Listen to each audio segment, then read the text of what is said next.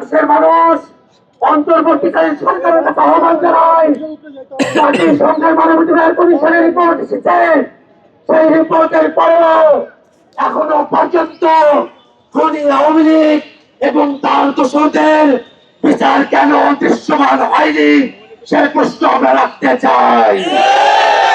অতি দ্রুত খুনি আওয়ামী লীগ এবং তার দোষরদেরকে বিচারের আওতায় নিয়ে আসতে হবে এবং যতদিন পর্যন্ত এর বিচার কার্যক্রম চলমান থাকবে ততদিন পর্যন্ত বাংলাদেশে আওয়ামী লীগের কোন সাংগঠনিক রাজনৈতিক কার্যক্রম চলতে দেয়া হবে না।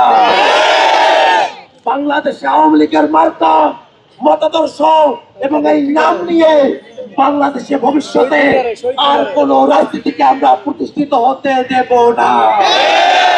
আমাদের হাজার হাজার ভাই রাজপথে জীবন দিয়েছে, আমরা লক্ষ লক্ষ ভাইরা তৈরি আছি, প্রয়োজনে আমরা আবার জীবন দেব, কিন্তু আওয়ামী লীগকে পুনর্বাসিত হওয়ার কোন আলাপকে আমরা বাংলাদেশের মাঠে প্রতিষ্ঠিত হতে দেব না।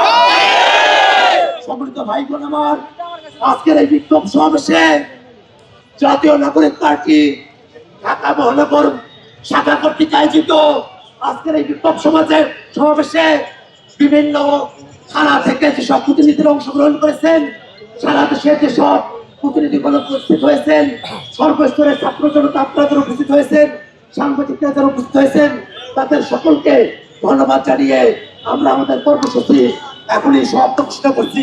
ধন্যবাদ সকলকে। ইনকিলাব জিন্দাবাদ।